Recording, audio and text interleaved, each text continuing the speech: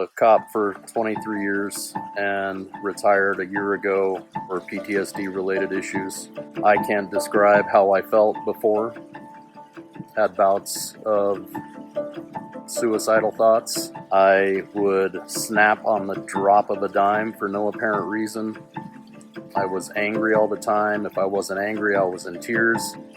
And having my gun within arm's reach, thinking of putting it in my mouth because I was worth that much. I was hanging on by a very thin thread. I don't know that I have the words to describe how strongly I feel about the psilocybin. It was the most astonishing thing ever to be able to come back from that, knowing that I had really made a breakthrough in what it did to rewire my mind. And it was one of the most amazing things in my life. I was able to see things differently. I was able to look at things differently. Tara is, I love her. I mean, she's almost like family to me at this point. The bond that we built over the week and her loving words, her kindness, her empathy, her sincerity, it's indescribable. Just a loving, absolutely loving person to be around, and made it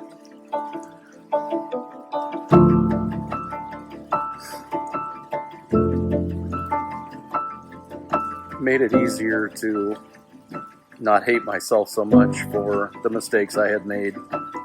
The change is absolutely miraculous to me.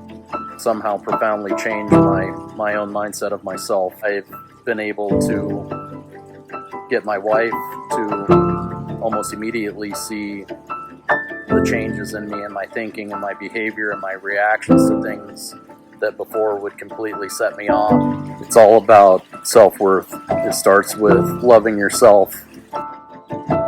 Welcome back to Redefining Love. I'm your host, Tara Portelli, and on today's episode, I want to talk about post-traumatic stress disorder, also known as PTSD, and I'm welcoming back a guest into my world. He actually was a guest at a retreat I hosted in 2021, and 4 years later, we are reconnecting on this interview that I asked him to do.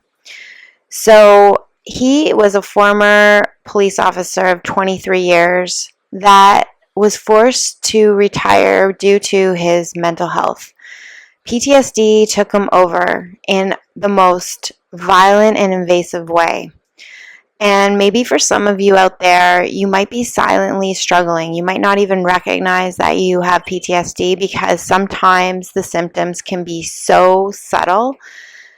And in his case, it was not. It was something that was completely debilitating for him in his life. It affected his personal life, his marriage, his relationship with his children, and of course, his career.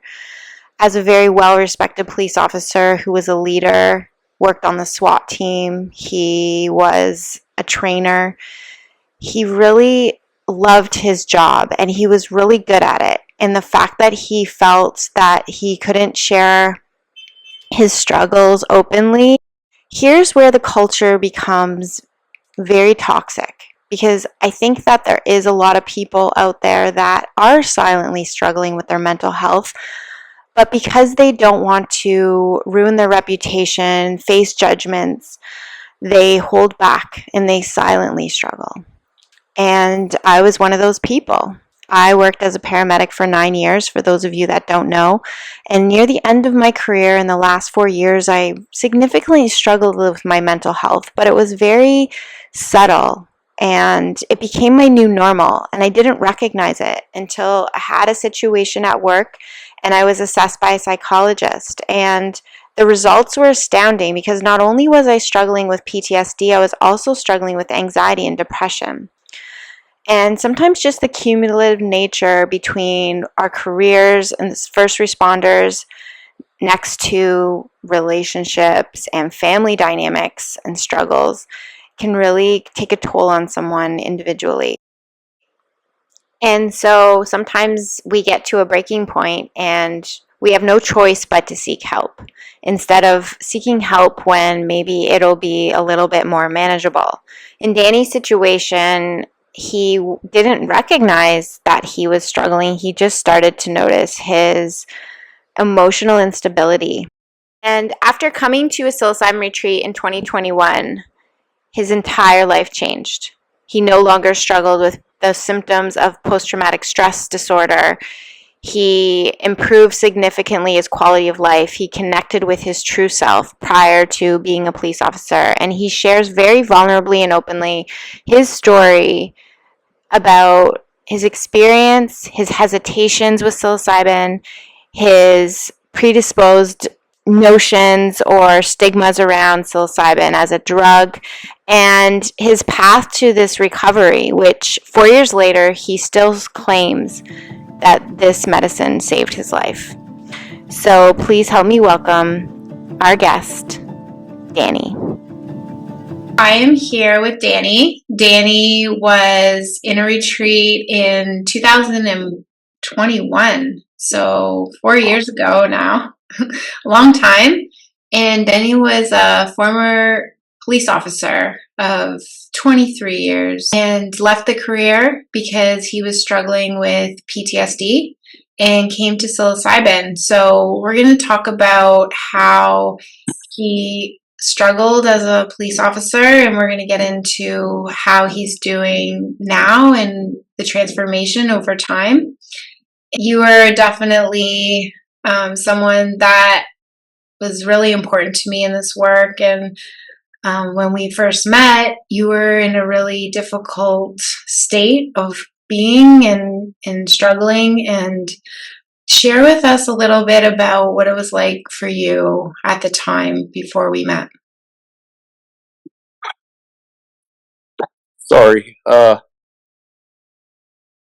It's been it's been a while since I had to think about that, and you mentioning it reminded me of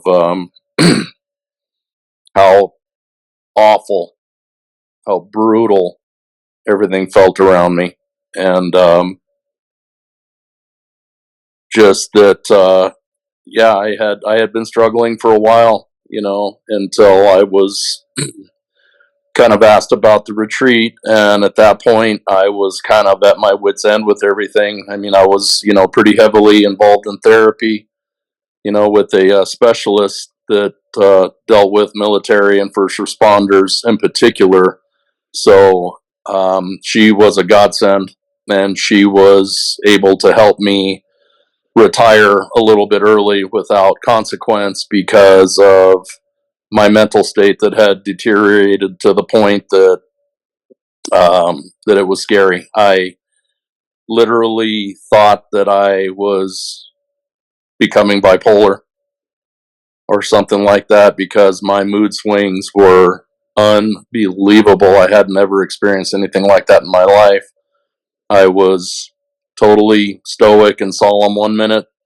The next, I was ready to start flipping tables over, and then I was inconsolable, all within the span of could be a matter of minutes. And I remember one of my first conversations with you on the phone, and even that was difficult because I remember I was having a little bit of trouble kind of holding it together, just trying to talk with you, try to explain with you, explain to you what was happening, what had been happening, and all of that kind of thing. So it was very humbling, and it was very awful all at the same time. I know that this is going to be a difficult conversation, so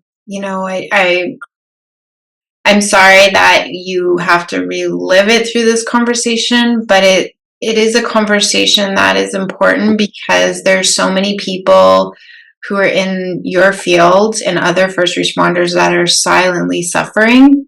And I really want people to know that there is something out there that could help them. And I know as a former paramedic myself, the culture is very difficult to share that you're struggling with your emotional health.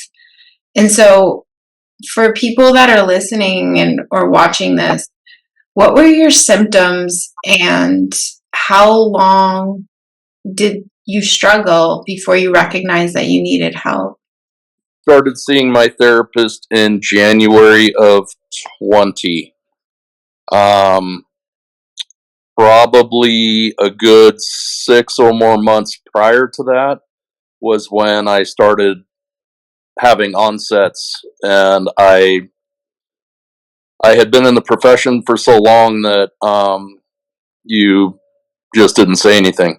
I didn't even realize that I was really starting to have the problems that I was having mentally and emotionally. Um, and I remember I joked about it. I made jokes like we did that intense scenes, dead body calls, whatever. We always had jokes for something. It was how we coped. And I remember, yeah, just a couple of weeks probably before I started seeing her, that I really had a real break, and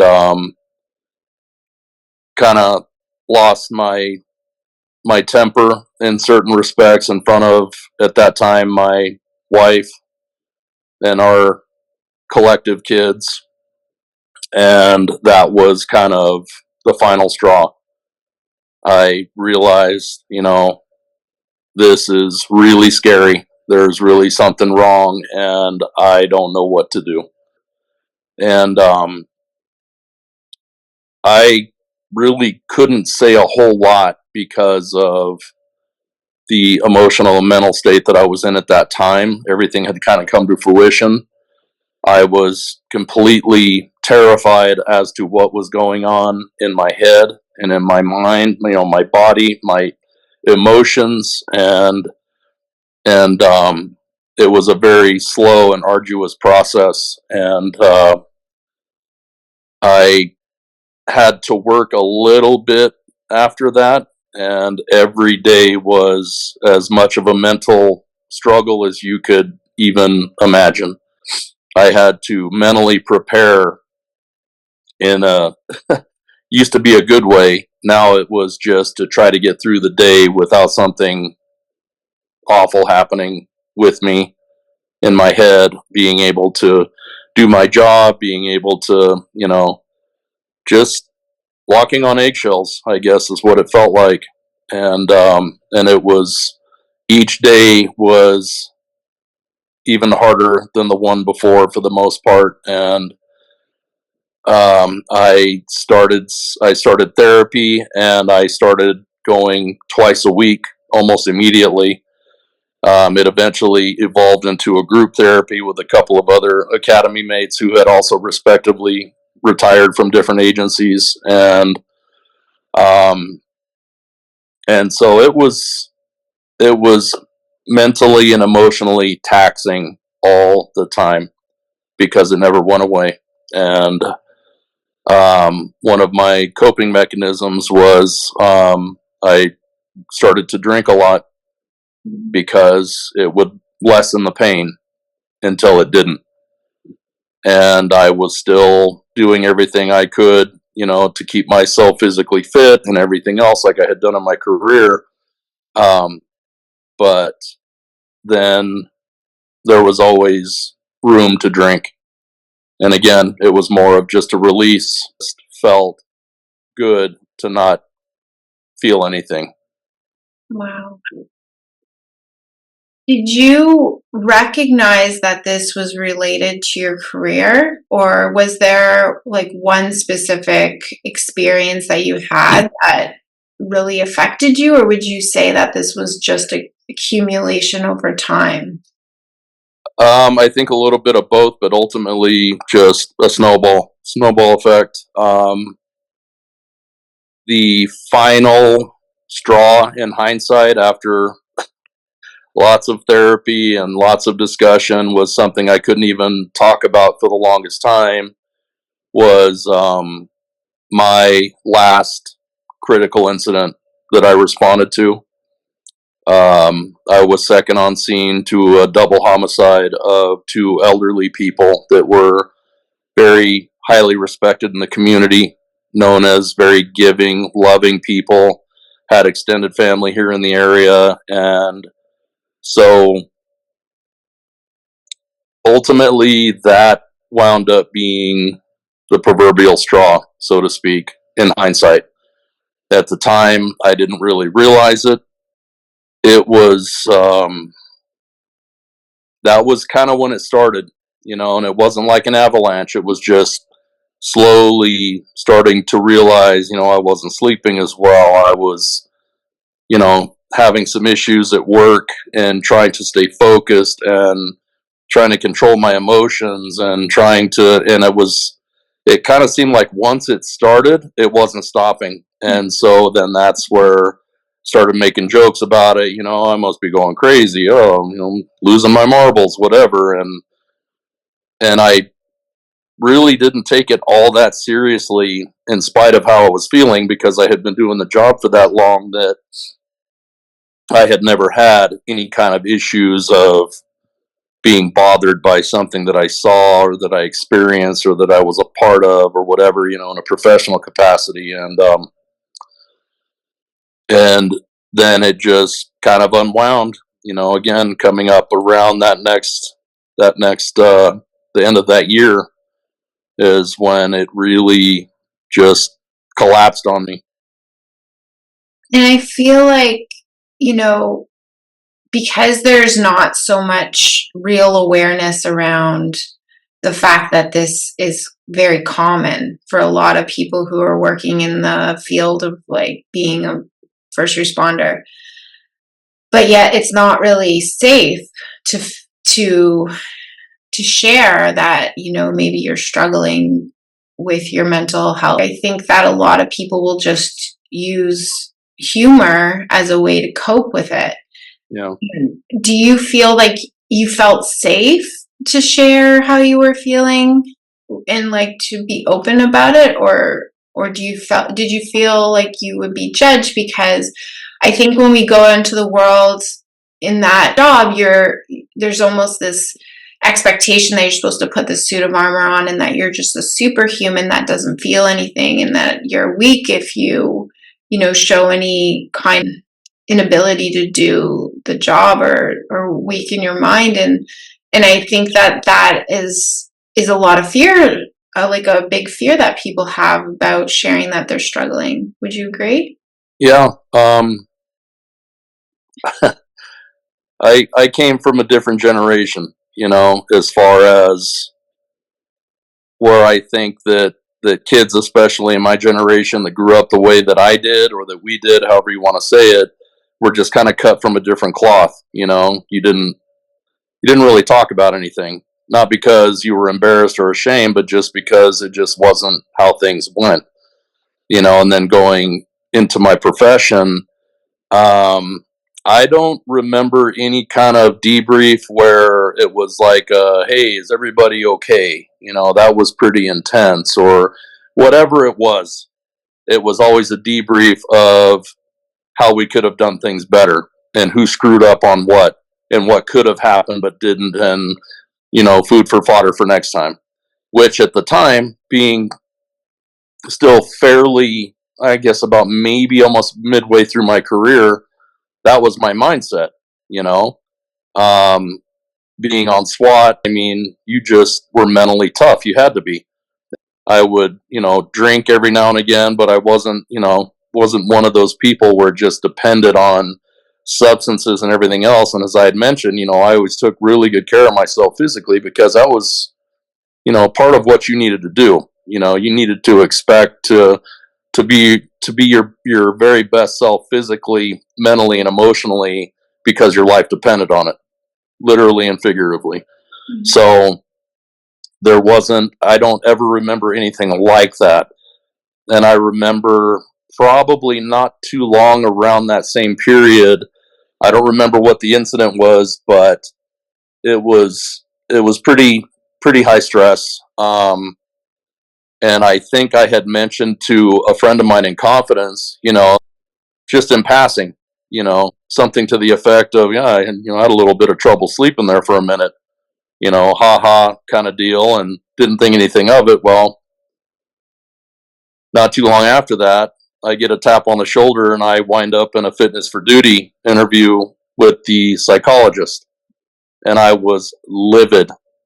I don't know who reported this. I don't know who said what, but I'm fine. I don't know what's happening. So wound up working out for me, and they cut me loose and put me back on duty and everything else. But I just never forgot that. It pissed me off because it was something, like I said, that I had said in confidence that obviously somebody else overheard and said something that took it as a literal kind of like, whoa, we might want to check this guy, he might be losing it.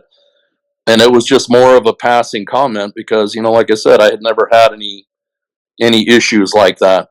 And the one time that I just happened to mention something, in my opinion, mentioned something very casual and again in passing, turned out to be kind of a mess for me. So, thank goodness I hadn't ever felt like I needed to talk to somebody or whatever, but I did notice that as time went on, it kind of seemed like the agency or whomever started to place a little bit more emphasis on making sure your people are okay.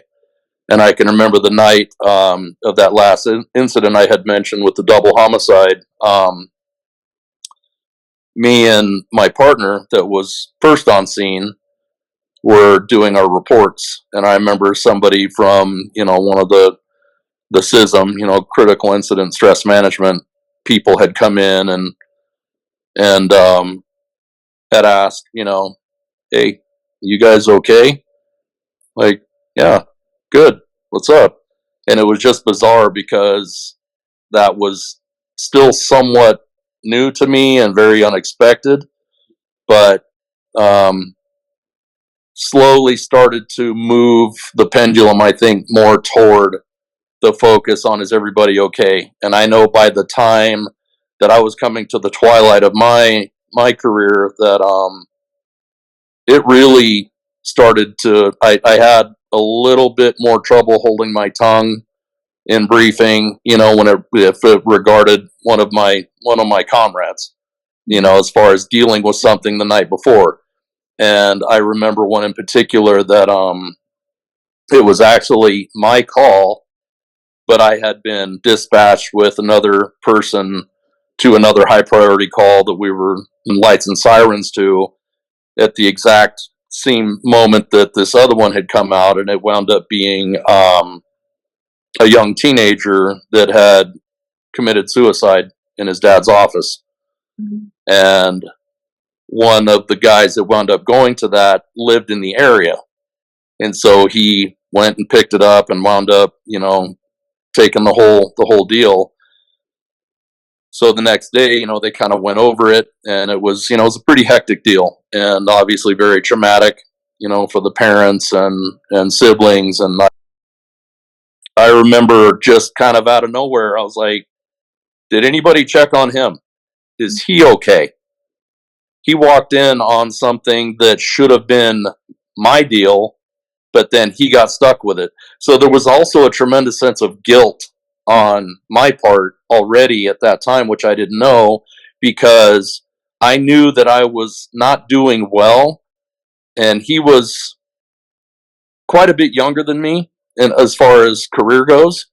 And so I started to worry because he was also, a friend.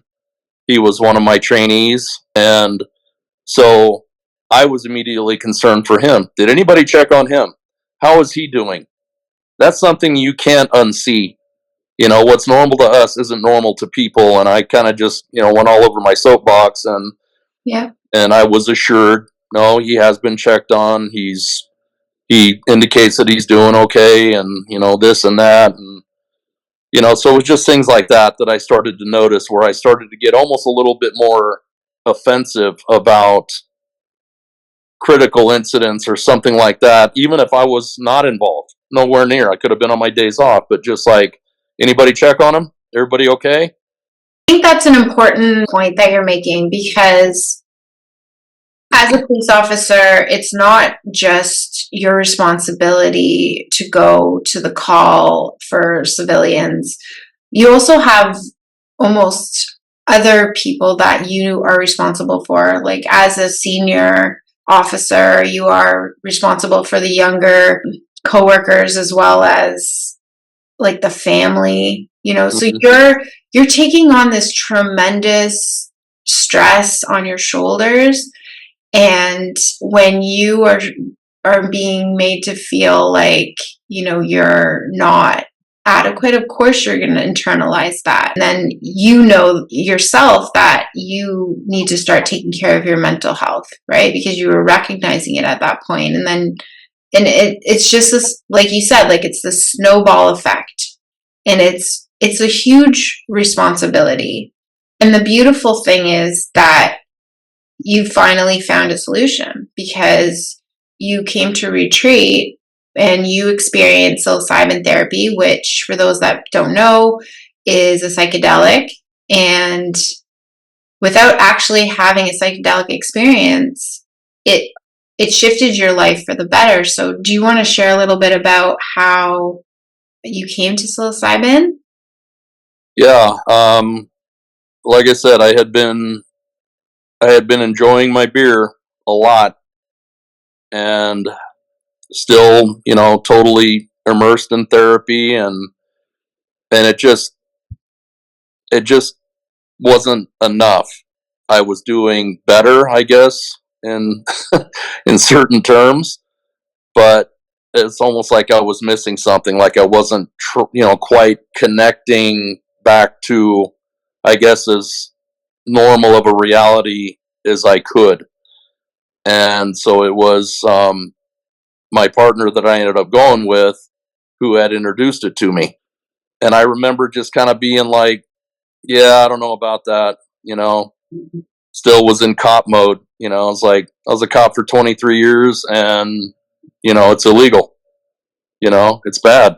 Drugs are bad, all that stuff, because I was still just in that mindset. And she kind of kept chipping away at me, and she'd pull something up on a website and have me read an article or whatever.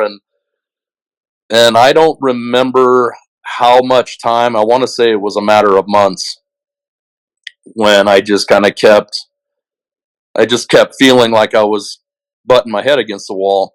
And I finally went to her and was like, okay, all right, let's do it. I'm at the end of my rope and I've been hanging on way too long, and I need something, or this may not end well for me. And As much, sorry to interrupt. At this point, you'd already retired as a police officer. Is that correct? yes. Yeah. Oh yeah. So Yeah. you were still dealing with the residual effects of your mental health. Very much. Very much so. And again, she was part of the group therapy that we ended up doing, and she was, I think, as in much pain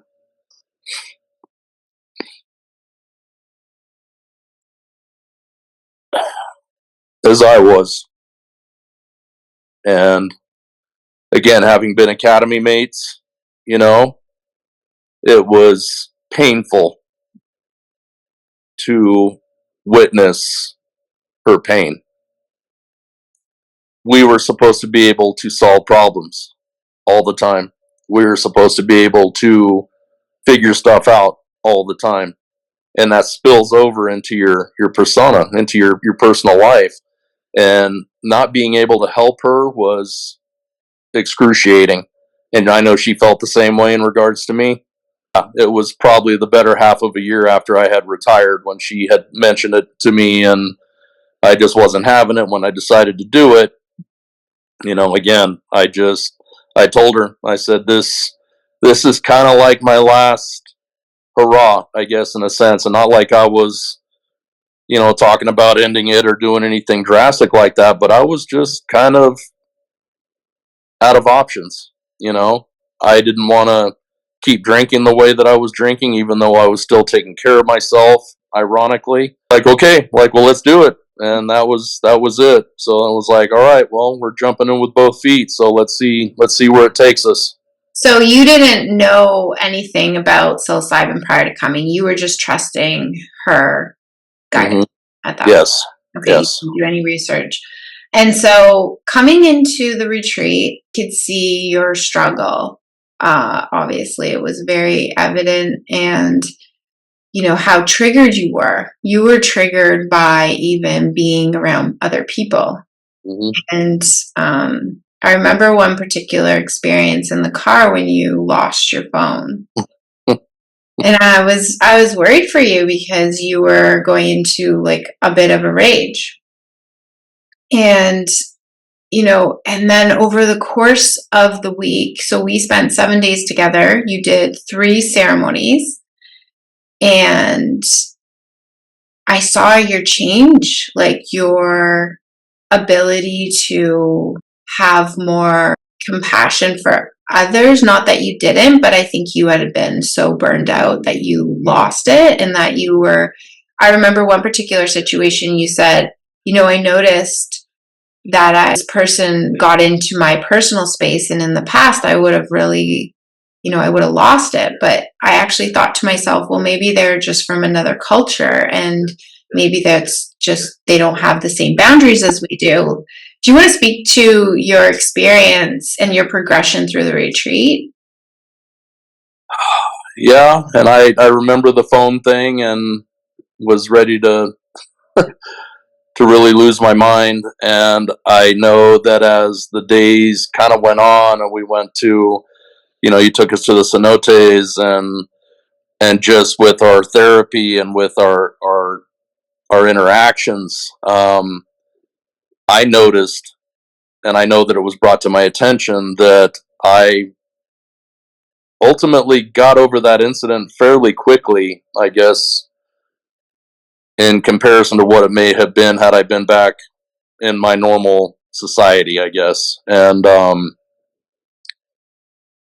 it was just extremely relaxing. It was very comfortable.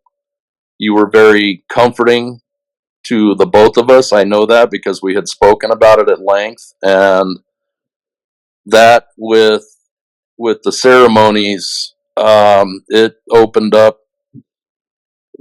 a, a door that I didn't know was possible in a good way.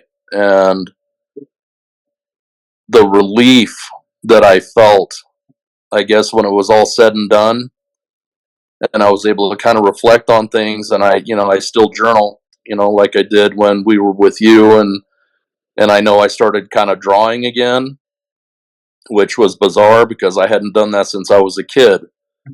And I remember being there, and all of a sudden, just one day, I just kind of started scribbling, pictures of the flowers on the table in our room or whatever, and it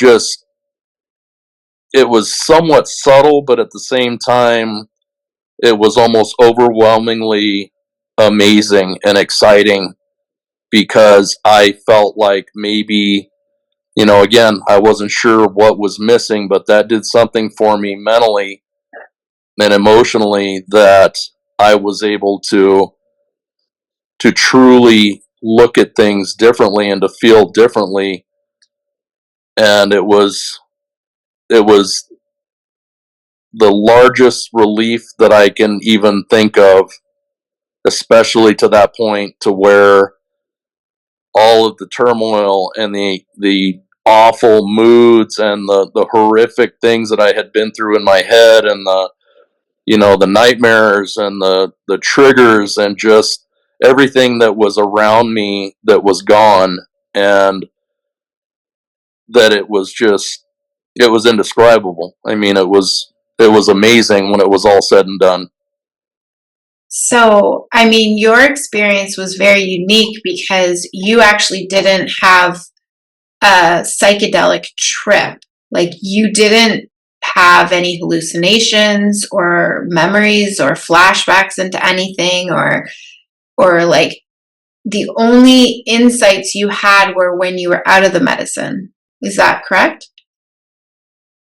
Yes, Yep. yes. It was kind of like they worked in conjunction, I guess, if I'm going to try to be, layman about it. But um, that somehow everything mixed together with the ceremonies ultimately was able to help me to, I guess, perceive things differently, to feel a little bit differently, to feel positively about something, which I hadn't in a really long time. And yeah, that it was a mix of everything, but that was something that I had never experienced. And I think it was just the right fit for exactly what I needed at that time. And that is something that I still hold very sacredly in my mind because of what it did for me. Well, in a way, it saved your life. Like psilocybin was the catalyst to this new version of you who 4 years later you still exist as today. Yeah. And, when I think about what you're sharing, just so people are aware, when we do psilocybin therapy in a retreat setting, we're using modalities like meditation, shadow work. And shadow work, for those that don't know, is a lot around acceptance of the self. And I think for you, Danny, you really struggled with loving yourself, with having compassion and empathy for yourself. And that shifted. By the end, you could see yourself through this other lens. And I think that in itself is so profound, and it allows you to let go of that guilt and that shame of, maybe not being that invincible warrior that you were trying to be, or that you were taught to be and suppress all of your feelings. Well, you were always this person, but you felt safe to be able to be you and to connect with, your inner child again through your expression in art. And journaling has been obviously a very positive outlet for you to be able to express yourself. And you've been ongoing therapy as well, in addition to, doing the retreat. And so in total, you did the 3 ceremonies. And since then, would you say that you've reverted back to any of those feelings at any point in 4 years? To the feelings that I had prior, the negative? Yeah. Overall, no. I mean, anybody's respective journeys are always going to have demons. They're always going to have bad things. But as a whole, it's been like night and day.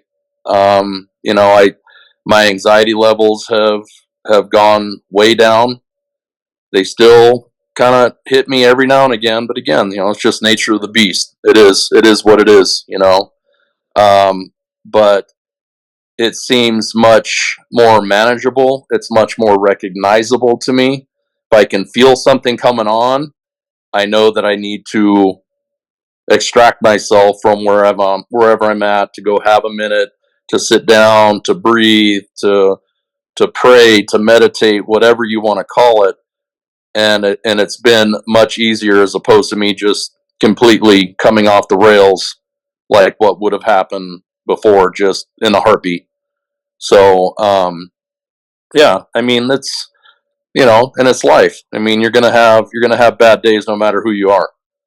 And some people's days are worse than others, and some are better, but it's just kind of rolling with it a little better. And it's just more comforting, I guess, knowing what I had gone through, and just, being my own worst critic, which a lot of people in our respective professions are, perfectionists. And there's no such thing, so it's definitely been a journey. In a positive, it's amazing that it's, turned out like this for you, and that you've come to these realizations, and that the shifts have lasted this long. I mean, a lot of the studies say 1 to 3 years. Well, you're on year 4. And just for people's reference, psilocybin actually helps to change how the brain transpires. So when you're in the state of PTSD and you're having those, nightmares or those experiences, or maybe there's triggers from, say, like a siren or whatever your trigger would be, it's almost like those things aren't going to take your brain down that same loop and with the same emotional attachment. What ends up happening is it's creating these new pathways in the brain, so then you can see your life from a different lens, but you can also now show up in your life differently and feel differently moving forward. And so for you, it sounds like that's exactly what happened, because sometimes people will get insights from the actual psychedelic experience, but in your case, you didn't have that. You just felt the difference. You just felt the shift that was happening in your mind. And, I'm so grateful to you to be so open and vulnerable and have this conversation, because I know it's very, very difficult for, for people to be open about this, and especially in like professions like police, fire, paramedics, to talk about mental health openly, because it's a weakness. But the reality is that we have to take care of our mental health. And, without your mind, like, how can you show up for anyone else if you're not taking care of you? And so for somebody that might be silently struggling with some type of mental health and is as a police officer, first responder, like, what would you like to say as a senior officer? If any of your help is an option to whoever might be in that predicament, if they're vacillating, I would absolutely say 100% do it, because I was pretty adamant against all of that. I think, again, just because I was, we were cultured that way. We're cops. Like, come on now. And to finally just realize, yeah, I need something good, and I need something solid other than just beer, because this isn't flying. Anything that I could do to help another person, doesn't matter, walk of life, profession, anything like that. And I think that's just inherent in me, that I would do it. If something like this, somebody watching this is, maybe it's going to, tip the scale for them in the positive, in the way of, yeah, okay, I'll look into it, I'll do it, whatever it's going to be. I would implore anyone, especially in our line of work, to explore it, to at the very least open your mind to it, because it's not about a drunken hippie phase of Woodstock or something like that. That it's a very positive and controlled environment, and that it's, with the meditation and with the talking and everything else, to where it's, it really employs everything. And then the refiring of the brain, and everything else is just, and I know that's true, what you had just said. And it's again, it's not, I wouldn't say it's going to be the end all be all, but if it does anything remotely in the way of guiding and helping somebody else, just in a fraction that it did for me, I would jump in with both feet. And I just really, really hope that, that this can help people, in general. And I know I got a little quivery at first, and I think it was just because I can I don't want to say flashback, because it sounds bad, but I can definitely remember how intense and how difficult that period of my life was. And I can look back on it now and realize, man, thank God that I found this, through my friend who I was totally adamant against, and that you happen to come into the loop, and that it's, I wouldn't take it back for anything. I would encourage anybody even remotely thinking about this, whether they think they need it or they're where I was, just kind of like, well, this is bad. This is not going to end well, to just jump on board and do it. Yeah. I really appreciate that, because I know that there's a lot of people who have fear around psychedelic therapy. Their fears are, around having a bad experience, especially if you've seen a lot in your career. And obviously, what you have to go through in a short period of time, 4 to 7 hours of one ceremony versus a lifetime of feeling how you were feeling. I mean, it's a small price to pay for the long-term benefits which you're experiencing now. And what are your views now, do you think, on this idea of psilocybin being a drug, as a former police officer? A drug in a productive way is how I see it. And, there's always going to be naysayers. There's always going to be the critics. There's always going to be the people that will talk on a screen because, it's too scary to actually say something to somebody's face anymore. But I never would have thought in a million years that would have ultimately been something that could have been so amazingly helpful to me. Again, like I had mentioned, there's still times when I feel a little bit of a trigger. I hear fireworks. That still is a little difficult for me at times, but it's not nearly the reaction that it would have been. It's like I can accept it, and it's just, again, just nature of the beast. But overall, that my mindset is better. And just on a little bit of a side note, I had, over the past several months, I kind of reconnected with my faith as well. And so I'm also reading scripture. I'm going to fellowship on top of everything else. And, in spite of everything, I have no complaints. It's good. Everything is good. And, again, I just hope that this came across in a positive way.